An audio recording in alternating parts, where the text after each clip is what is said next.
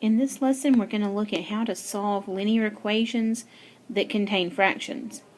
And there's a trick to it. It doesn't have to be as hard as you might think fractions have to be. And the trick is to first find the LCD and then multiply each term by the LCD. Now here's an example for us. Multiplying by the LCD is going to cancel out all the denominators, and that gets rid of the whole problem entirely. So if you look at our denominators here, 4 and 3, the common denominator here would be 12.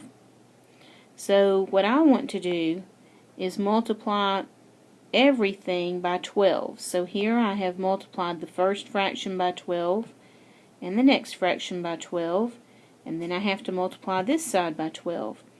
So see, I've done the same thing to the left that I did to the right, multiplied both sides by 12.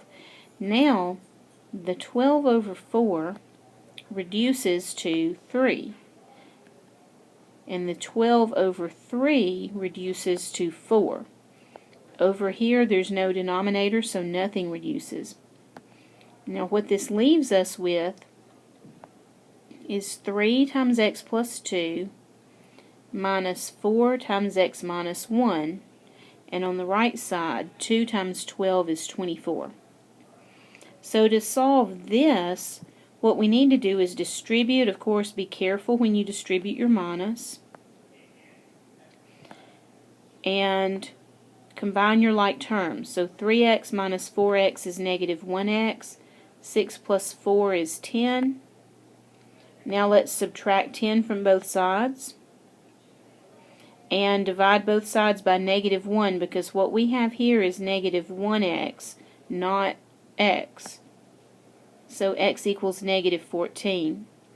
Now I want you to realize that this is very easy to check. Even though we were dealing with fractions over here, let's still go ahead and check.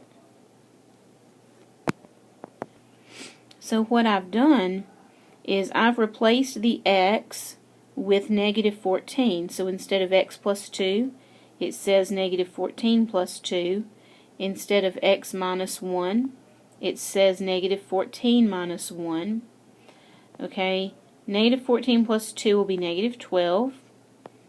And then negative 14 minus 1 will be negative 15. Then minus negative will make positive. We get negative 3 plus 5. Of course, that is 2, and that's what the right side was supposed to be. So we're in business. And let's see if we can get another one.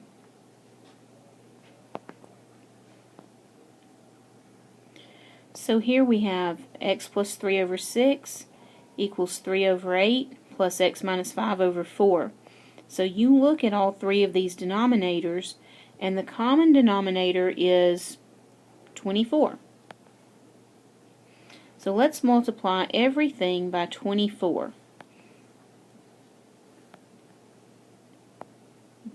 The left fraction by 24 and both fractions on the right by 24. But you have to do the same thing to both sides, so make sure that you do everything on the left and everything on the right. That's a common mistake, is people will leave out one of the terms, and that's where a mistake creeps in. So now let's reduce. 24 over 6 makes 4. 24 over 8 makes 3. And 24 over 4 makes 6. So we end up with 4 times x plus 3 equals 3 times 3 plus 6 times x minus 5. Of course, you distribute, you get 4x plus 12. 3 times 3 is 9. And then we get 6x minus 30. Okay, look on the right side. 9 minus 30 is negative 21. Okay, now subtract 4x from both sides. The way you decide which one to do, remember, is if you have both kinds of terms on both sides of the equal mark, you find the smallest x term, eliminate that, and we'll have 12 equals 2x minus 21. Now let's add 21 to both sides, and we'll have 33 equals 2x. So it looks like x equals 33 over 2.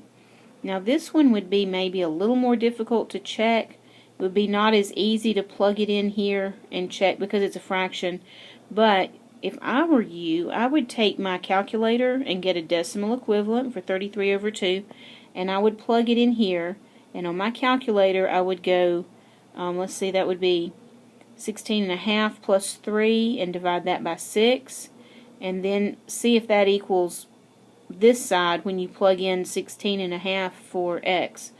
And on a calculator, you know, it wouldn't take you but a minute. It's always a good idea to check because people do make careless errors, so just be careful. And that's all there is to the fraction equations.